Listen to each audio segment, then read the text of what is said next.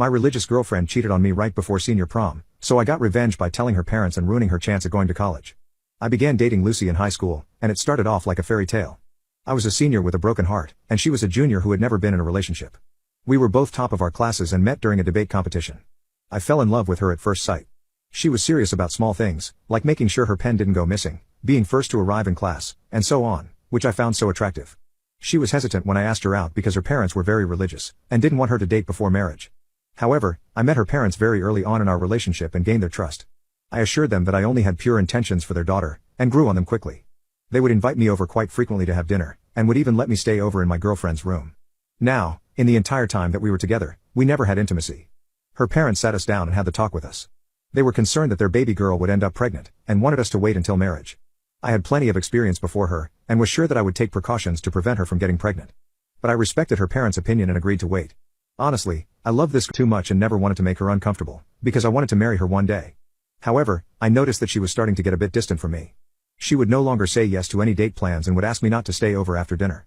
But that was around the time that my senior prom was getting closer, so I thought that she was just nervous. I don't blame her, because I had this huge thing planned where I was going to ask to take her to prom in the middle of the football field. I had prepared everything, and almost went through with it, but out of nowhere she broke up with me over text. It was so surprising that I thought it was a prank at first. But after her breakup text, she was just ghosting me. It was so suspicious that I thought something was wrong, or maybe someone had stolen her phone. I immediately got in my car and sped to her house, to make sure that she was safe. She was living in a one-bedroom apartment and had given me a key for it, so I was able to get in easily. I hurriedly rushed to the bedroom. And the scene I saw traumatized me for life. My sweet girlfriend was lying on the chest of another man. I screamed in horror and they tried to cover their naked bodies. I thought about attacking the guy, but one look at my girlfriend's face stopped me. She was avoiding my eyes and looking guilty. I knew then and there that she was cheating on me. The guy put on some clothes and slowly walked past me, but my eyes never left hers. Tears started falling from my eyes and I asked her, why? Why would you do this? She said that she didn't want to break my heart, but had no choice. She had been sleeping with this guy for a while now, and wanted to go to prom with him, not me. So she broke up with me before I had a chance to ask her. I said with a shaky voice, but I thought we were going to spend our lives together. She looked sad, but firmly told me that I thought wrong, and that she was already over me, so I should also move on. I couldn't take it anymore and just ran out of there crying like a baby. I mean, what could I even do? I still loved her deeply and didn't want to yell at her. But I also didn't want to stand in her presence any longer after what she had done. For some reason, I drove straight to her parents' house. I think my brain wasn't working at the moment. I rang the doorbell and her dad answered the door. I just completely broke down and he hugged me, allowing me to cry on his shoulder. I don't get it. I did exactly as her parents said. I treated her right, like she was my world. So, why did she have to betray me like that? I told her dad everything. That she had broken up with me over text, and I had rushed to her house thinking it was an emergency. Including the fact that even though I was waiting to have intimacy like they had said, she was having intimacy with another man behind my back. I don't know what I expected, but it certainly wasn't her dad going absolutely ballistic. He was furious at his daughter's actions. First, he comforted me and told me to go home and take a proper rest. Then, he drove to my now ex-girlfriend's apartment and brought her back to his own house. Later on, I got several texts from her mother, apologizing for their daughter's actions. She informed me that they had failed to raise their daughter with proper morals. As a result, her college application was going to be withdrawn. I was baffled. I never thought they would go this far. But honestly, it felt like karma was on my side. They were sending her to a very strict boarding school, and she would have to repeat her entire high school years before entering college. Apparently, the guy she was sleeping with was older than both of us. So they had decided to not send her to college right now, with other older guys. I imagine she threw quite a fit over that. It was her dream to graduate with all her friends and this was going to ruin her plans. Also, she was no longer going to that dream prom with the other guy. Her dad also called me and asked me how I was doing. He offered to pay a part of my college tuition as an apology, but I refused. I told him that I thought of him as my second family, and that his daughter's actions won't change that. I thanked him for his actions, and told him that we should have dinner soon once I have calmed and moved on properly. My fiancé wants me to get rid of my backup plan. I have always had a backup plan. My backup plan includes a place to live, money for general expenses and a rainy day fund. It's more complicated than that, but that's the gist of it. I like having it and I have explained to previous partners that I have one and I let them decide if they're okay with it. My fiancé knew this before he started dating me exclusively. He knew that if we ever got married, I would require a prenuptial agreement and a request that this backup plan stays intact. A couple days ago, he told me he wasn't okay with this plan any longer. I don't think that's fair. He comes from a wealthy family and the prenuptial agreement protects him and I should have something that protects me. I'm actually finding myself really angry about this because I was an open book about this every step of the way and now I feel like Hess changed his mind. He says that having this plan makes it seem like I will leave him while I think it protects me. I'm annoyed because it's not fair to me to change your mind when you knew my expectations from the very beginning. I love him, but my dad is a divorce lawyer, and from what I've heard and seen, better to protect yourself and not need it than no protection and then have to pick up the pieces. Both of our parents agree that a prenuptial is needed. I'm not getting rid of this N. To clarify some things about my backup plan, I called it that because I started it at 25, I have had it for about 10 years now. I'm in my mid-30s. It is an emergency savings account, another savings account, and a property I own. I use my main job to pay for my household expenses with my fiancé and also to fill my main savings. I have a trust but also investments as well, but my dad helps me handle those. The emergency savings is only money from additional contract jobs I take on in my profession. The other savings account is only money from rental income, some of which I use to maintain the property and pay my dad back. The property is a multi-family home and I rent out all the units but one. The property was bought by my dad when I was 24 and I have been paying him back the purchase price with no interest for a couple of years now. The property is worth a great amount now, but my dad would only accept what he paid for it from me. He took out a loan for me because he wanted me to be set up financially. In paying him back, even though he already paid the loan off a long time ago. There's no way I would be able to buy that property now, or even 5 years ago, since house prices have skyrocketed where I live, and am grateful that my dad did that for me. I will finally pay off the loan in about 8 months and before I get married. It's taken me so long to pay my dad back because he insisted that I prioritize setting myself up financially rather than paying him back. The property is also a 15 minutes walk to the nearest hospital and close to the city center, so it is easy to rent out to medical students. I keep one unit open because of events. I make a killing when there are events or when big artists tour, and 2 examples are the recent Beyoncé and Taylor Swift tours where I made a lot on the days they were in my city. If there are no events where I think I can make a good amount, I rent it out to travel nurses in 3 to 4 month periods once or twice a year, but realistically, there could be a couple weeks or 2 to 3 continuous months during the year where it sits empty. Overall though, I make a substantial amount from this property. I can't take credit for this strategy because my dad is the one who helped me set up the apartments and manage it. My partner and I come from vastly different economic backgrounds. His family has generational wealth and he can't remember a time they didn't. I grew up firmly middle class, until my parents' divorce, and then it was a struggle for a while. His home life was relatively stable with a mom and dad. On the other hand, my dad tried his best, but my birth mom made my childhood tumultuous both emotionally and mentally. The difference with how we think about money became very noticeable when we were planning our wedding. We had been discussing what type of flowers we would like, and then I started talking about the budget and stated that I thought 30-40K was good overall to pay for a wedding and in an amount where we could easily afford it. He thought I meant 30-40K for flowers, and he and his parents didn't budget the amount and just said okay. I clarified what I meant, and I would never ever pay that amount for just flowers. When it comes to the plan, my fiancé knew about it as soon as we were exclusive. I don't agree with people saying I shouldn't have told him. To protect my assets in the prenuptial agreement, I had to. I also told him because I felt he deserved to know. As we got more serious, especially with marriage, I told him more after talking to my dad and finding out what was okay to say so that he understood the extent of the plan. The reason I kept saying the backup plan was complicated was due to the prenup my dad came up with. It is very long and protects me very well, and my fiancé was, in his view, not prepared for the extent of it. My dad and I went to this extent due to what he had seen people do in divorces, but also mainly due to his divorce that affected us both. It didn't help that I further joked that my dad tried to cover for any loopholes, including asking his associates to look over the document and revising it if one was found. What I saw as protection, my fiancé saw as me having an out since my dad went to such an extent. The short part of it is that my fiancé was insecure about it. He grew up with a dad as the breadwinner, and he was raised with this idea that he should be a provider, and my plan rattled him because it showed him that financially I didn't really need him. He told me he didn't realize how much of himself he had tied into this provider role and felt extremely insecure because he didn't know what he now brought to the relationship.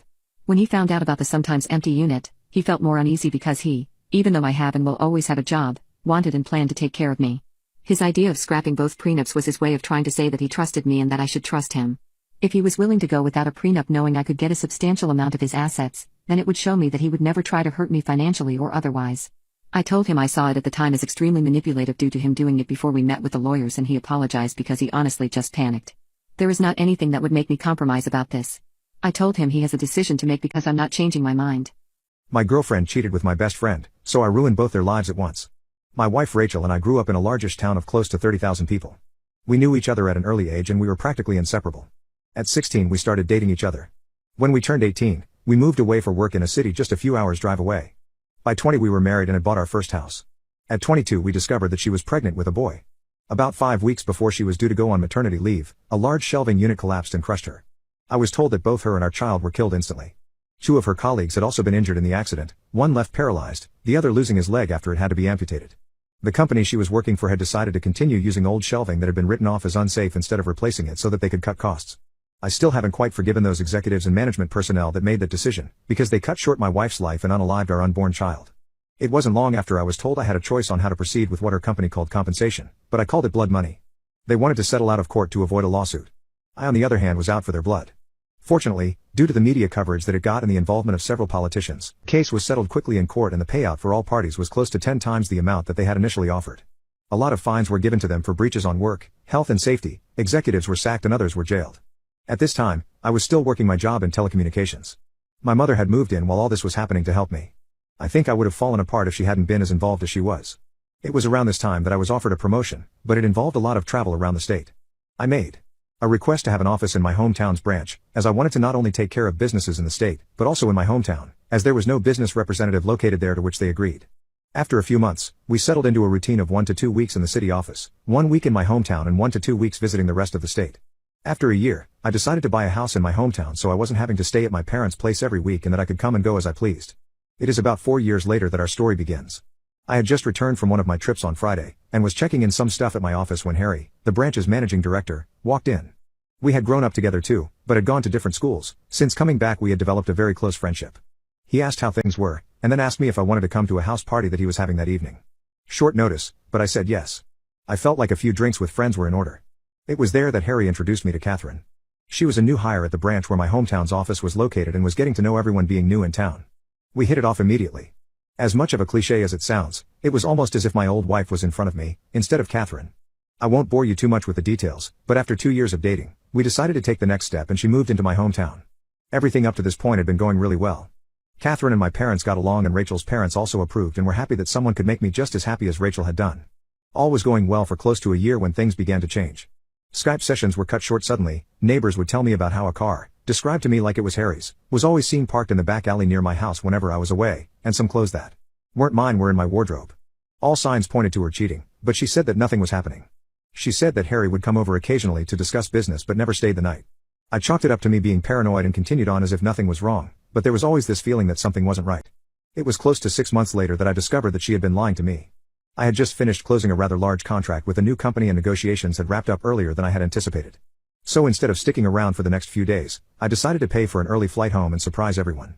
Fast forward a few hours and I drive into my hometown and down the alley behind my house so that I could get into the house without being seen and surprise Catherine.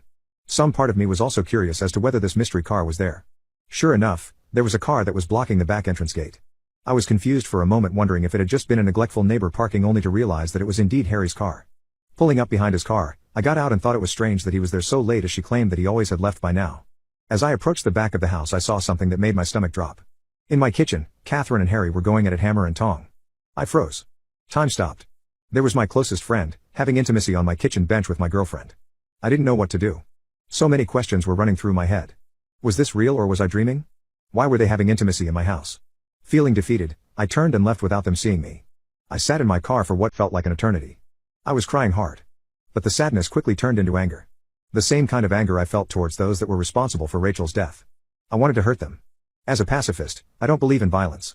It was then I knew I was going to punish them and destroy their lives. And what better time to start than now?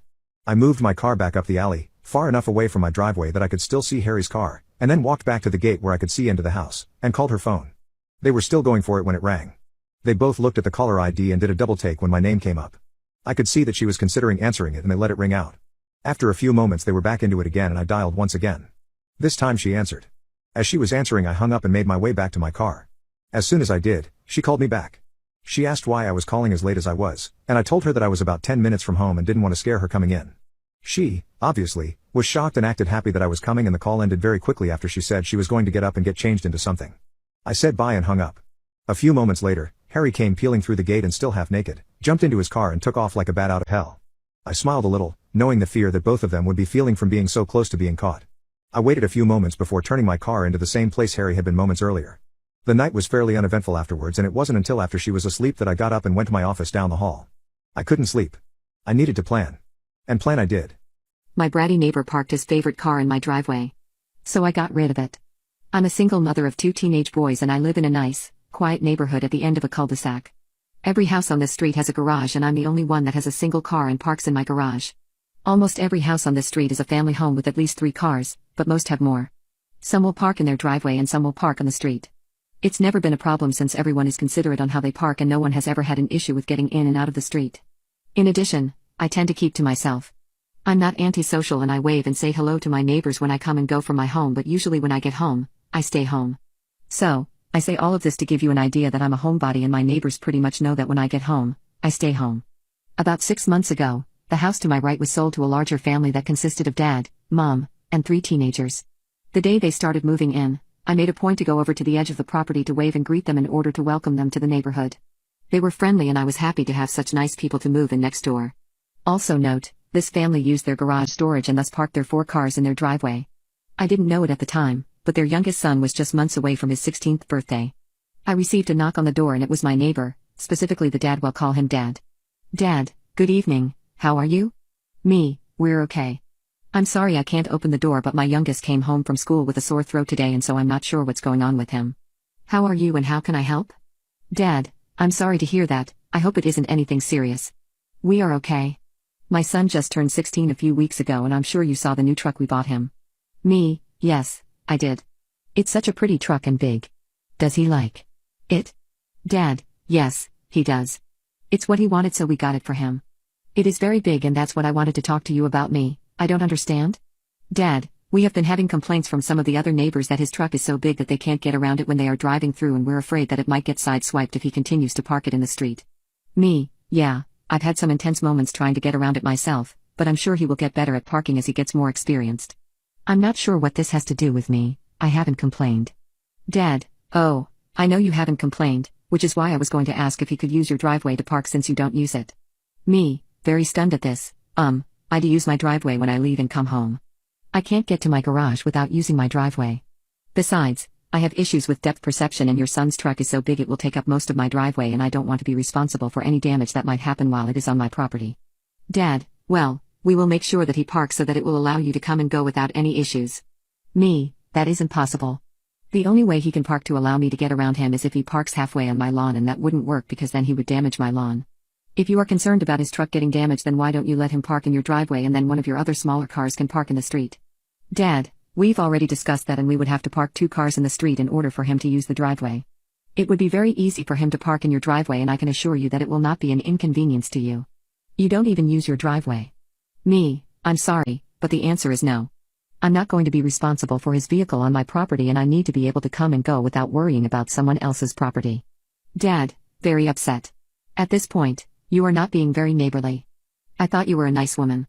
You don't use your driveway and this would benefit the whole neighborhood.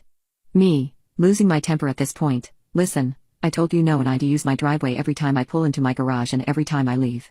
I'm sorry you don't have enough parking for all your vehicles, I'm sure it's frustrating, but it's not my problem that you decided to buy a vehicle that didn't fit your property. Now, while I also find it irritating to try to navigate the road with that truck in the way, it is public parking and so I deal with it. I will not have anyone else's vehicle parking on my property. Now, if you don't mind, I have a sick kid and need to get back to him. Have a good day. With that I closed the door and then looked out the peephole and saw him give me the bird before he turned to leave. I just shook my head and had to take a moment to understand that I actually just had that conversation. I then loaded my son up in the car and left to take him to minor emergency to get him checked out. All tests came back negative and I was told he probably had a run-of-the-mill virus and to keep him home and do self-care. Was told to bring him in if he got worse but not to worry. I went to work the next day and told my coworkers the story of my neighbor's request and they were shocked. I had one coworker suggest that I send an email to my homeowners to explain what happened just to get it on record because it was such an odd request. I took her advice and typed up an email that day when I was at lunch and sent it. For those who want to know, it was just an FYI email, not a complaint email. It basically stated that my neighbor made a request to park on my property and when I declined, he got mad at me and I wanted it on record just in case anything ever happens. So very glad I did. So, Friday comes and my youngest son has been home sick since Tuesday afternoon. When I got home Friday evening, I checked him and he had begun to run a fever and was complaining of several other things. I had been doing self-care with him since Tuesday and he didn't appear to be getting any better. Around 7 p.m., I decided to take him back to minor emergency and loaded him up in the car. I opened my garage door and I was absolutely shocked to see that very big F-350 sitting in my driveway, blocking me. I can't describe to you how angry I was to see that vehicle sitting there. Now before anyone starts asking me how I didn't know it was in my driveway, it's because my street is very busy and cars are coming and going all the time and unless someone knocks on my door, I don't bother watching every vehicle that drives up and down the street. The only window that can see my driveway are the ones in my kitchen and I keep those curtains drawn and never look out of them. So, I get out of my car and stomp over to my neighbor's house and bang on their door. The mother of TH house answers the door and this is the conversation. Mom, irritated and kind of angry. Can I help you? You are interrupting our dinner. Me, your son is parked in my driveway after I told your husband he couldn't. I need to take my son to minor emergency and that truck is blocking me in. It's at this time that Dad walks up behind Mom and proceeds to talk. Dad, he isn't blocking you in, you can get around him. Me, no I can't. You need to move that truck or I'm going to call the police and a tow truck. I need to get my son in to see a doctor. Dad, turning to call for his son and then turning back to me, he's not blocking you but I will have him move it. Me, it doesn't matter whether you believe he is blocking me in or not. He is not allowed to park in my driveway. No one is allowed to park in my driveway, and if I find an unauthorized vehicle parked in my driveway again, I'm not going to bother to knock on your door, I'm going to have it towed. It was at this time I saw the son arrive at the door with his keys in his hands, and I turned to leave and head to my car to wait for him to move it, and I heard him call me that famous B word every woman has heard at least once in her life. I ignored him and headed to my car and watched as he got in and after some effort finally was able to back out of my driveway and parked his truck in the street a little way down the road. I was able to leave and take my son to minor emergency. But what my neighbors did next infuriated me to a point where I knew had to do something. I would make sure that they would regret their actions. I told my girlfriend she's a completely different person now. Plus update. For some background, my girlfriend and I have been together for 5 years and met in college. For the past 4 years things have been great. I've always thought I was the luckiest guy in the world. She's incredibly out of league. About a year ago my girlfriend woke up in the middle of night and had a panic attack. She couldn't breathe and I ended up calling an ambulance. She had no history of panic attacks but was really stressed at work, so we think that's what triggered it. She's currently taking time off work, which I absolutely support, but refuses medication. The doctor recommended anxiety meds, saying she didn't think medication would help when the panic attack was stress-induced. She also doesn't have many friends and I think that could also be a contributing factor. She has been overall happier. Over the last 6 months however, she's been changing a lot about herself and I don't know how to address it. She's dyed her hair an unnatural color, she's started wearing more black/dark blue, she's gotten into heavy metal and rock, and she's gone vegan. I've been slowly asking her what's with the new look, new interests, and she said she's met a girl online who lives in our city who is into the heavy metal scene and she's taking a liking to it and has made many friends because of it. I was fine with a new interest and friends, but I was cautious because it's such a drastic change in a short time. This past Friday while she was meeting up with her friends I asked if I could come along. She said she didn't mind but asked if I was sure since it's not exactly my scene. I honestly just wanted to meet these new friends. We get to show and I'll admit I was kinda surprised that metalheads are so nice. The only person who didn't acknowledge me or talk to me was this one guy about our age. After the show everyone was hanging out and her attention eventually got pulled away from me. She started to talk too. The one guy who never said hello to me, and maybe I missed it earlier, but talking to her was the only time I saw him smile the entire night. She also clung to him quite a bit, which made me uncomfortable. At around midnight, I couldn't find her and I texted her that it's getting late and we should go. She texted back she wanted to stay and if I wanted to leave she understood. I got angry but just texted back fine. She came home at 4 a.m. completely drunk. I was awake but pretended not to be. Saturday morning I was very distant with her while she nursed a hangover. She eventually asked if I was mad at her and I said yes. I said I'm happy that she's not stressed anymore and meeting friends and finding new interests, but she's a completely different person than she was 6 months ago. She argued she's the exact same person, but I countered that with her of 6 months ago would never have told me to go home alone at midnight while she got shit-faced with people she barely knows. She got defensive and we fought. She ended up leaving and saying she was gonna stay with a friend for the night. She came home Monday morning and we talked and I told her I'm worried about her and she said she's fine. She's finally in a place where she's happy and I should be happy for her, and if it's such a problem then we should take a break. I was shocked that she was so willing to just throw away 5 years and told her as much. She shrugged and said she has to put her happiness first, and I asked when her happiness shifted from building a life with me to partying with random people she met. She rolled her eyes and got up to leave. I told her I don't like who she's turning into and she called me an axhole and accused me of not wanting her to be happy outside of our relationship. Update: she shrugged and said she has to put her happiness first, and I asked when her happiness shifted from building a life with me to partying with random people she met. She rolled her eyes and got up to leave. I told her I don't like who she's turning into and she called me an a-hole and accused me of not wanting her to be happy outside of our relationship. Before I got home from work the next week, I texted her and asked her to be home so we could talk. When I got home she wasn't there and I had to wait about an hour for her to get home. I asked her plainly if she wanted to break up. She said yes. I asked her why and she told me it's not me, that I've been absolutely wonderful but she's changed and has realized she hasn't been happy for a while, and that included within our relationship. I was pretty hurt honestly. I asked her why she never said anything sooner and she said she thinks because she hadn't realized how unhappy she was until she started feeling happy again. I said she still should have come to me about this earlier. She shrugged. I asked her if she's been sleeping with that guy. She said no, but she hesitated. I asked why the hesitation, and told her she might as well be honest now that the relationship is over. She said they kissed that night at the after show, after I left, and made out later, but swears it didn't go further. I told her it's still cheating and I wasn't sure if I even believed her. She rolled her eyes and said I asked for honesty and that's what I got, believe it or don't. I told her I want her out and asked her to take whatever she could now and we'd make arrangements for her to get anything she can't take with her now. She didn't even seem sorry that she cheated, or that she threw away a 5-year relationship. My boyfriend keeps getting into fistfights with the chef at Waffle House on purpose. This is some Family Guy stuff. So my boyfriend and I have been together for 3 years. Due to both of our degrees and attending the same college, we make a fairly nice combined income. Our income is relevant because we could afford to eat somewhere nice when we're out and about, but he always wants breakfast food. When he was a child, his dad couldn't stand eating breakfast-type food in the afternoon or evenings, so his mom would make him waffles, pancakes, eggs and bacon in the evening whenever his dad was busy or out of town. It's a wonderful and safe memory for him. My boyfriend is an incredibly nice and caring person. He's emotionally tuned into everyone and recognizes arising issues a long time before they occur. He loves animals, and is kind and gentle with every bug, bird and pet that he comes across. He's almost always willing to turn the other cheek in social situations where somebody tries to insult him or get aggressive towards him, and usually winds up diffusing the situation and having a productive discussion about whatever the issue was. Except at Waffle House. Anytime we're out, he wants to go to the same goddamn Waffle House and get breakfast food. I'm not a big eater, so I used to not really care. I would just drink coffee and read my book while he enjoyed his food. But that became impossible once he and this one cook started chirping at each other every time we went there. My boyfriend complained about his eggs one time, because he likes them a little runny and they were served hard.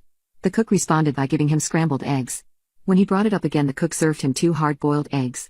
I think it was just part of the cook's shtick, and it was kind of funny, but my boyfriend wasn't able to laugh it off. When we left, he was in kind of a bad mood, but we didn't really talk about it. The next week we were out getting some shopping done, and he wanted to go to Waffle House again.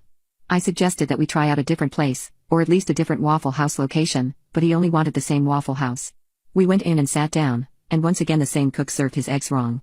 My boyfriend sort of snapped at him that he wasn't interested in messing around, and just wanted the correct eggs. The cook then served him a piece of toast with a hole cut out in the middle with a fried egg in it.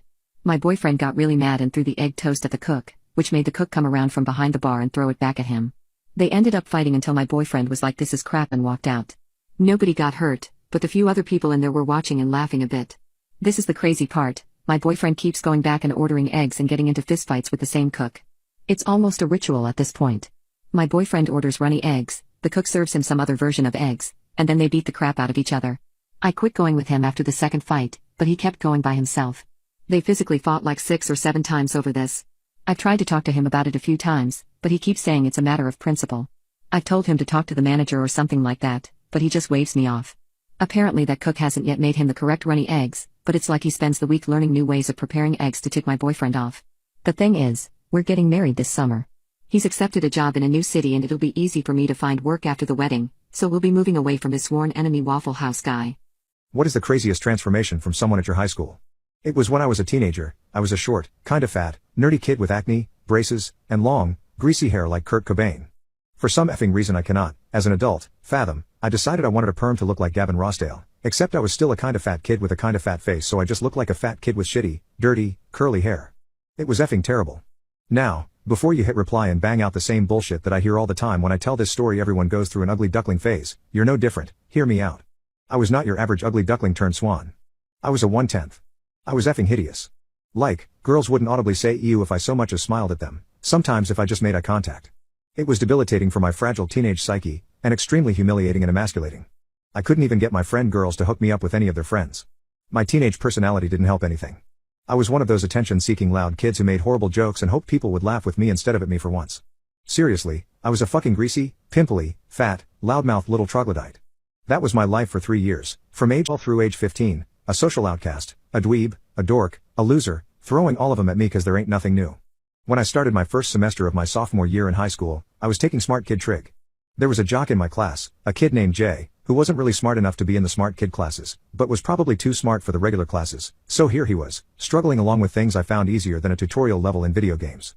Through some twist of fate or good fortune, or most likely because our last names start with the same first 2 letters, Jay sat behind me in that trig class. Jay wasn't above cheating, and I wasn't above whoring out my brains for a pretend friend, so we got along like cupcakes and frosting. About a month into the semester, Jay asked me, "Hey, optical delusions, you ever had a girlfriend?" Up until this point, Jay and I had never talked about anything other than how awesome he was at everything, which was really more Jay talking and me nodding along, or trig. I didn't really know how to respond. I mean, I obviously hadn't had a girlfriend, but that's not the kind of information you let out easily when you're on the bottom tier of the high school food chain. And no, girls don't really like me. I squeaked out, trying to keep my normally loud voice hushed to a whisper without cracking. Puberty is the effing worst, dude. When do you get those braces off? Jay was staring at my face, judging every crack, every pockmark, every pimple, everything. I could feel it, but it didn't feel the same as when the pretty girls would do it. He wasn't reeling in horror for starters, and he seemed to be inspecting me instead of rejecting me. In about a month, But then I have to get retainers and depending on how my palate expander worked I may knee stop. Dude, don't talk about your braces and shit, no one cares. I never did know when to shut up. Oh right, ha ha ha ha, sorry Jay. My already red from the acne and topical creams face turning a shade of beet. I was overcompensating for oversharing. I was really awkward. Can you get a ride home an hour after school ends? His inquiry seemed earnest, and didn't feel like he was going to tie me to the flagpole or give me an atomic wedgie. It felt like he wanted to help. I probably can. Yeah, why? Come to the weight room with me after school. Football team does weight training and we're allowed to bring in one underclassman outsider to try out for a couple weeks. If you make it, you can try out for the squad next year. I don't know how to work out. Jay, the forced grin had disappeared from my face, replaced by a half frown of dejection, knowing full well that I could barely lift myself up on the chin-up bar more than twice. I wasn't going to fare well in the weight room with kids twice my size. Don't worry dude, I got you. And he slapped me on the back hard enough to half knock the wind out of me.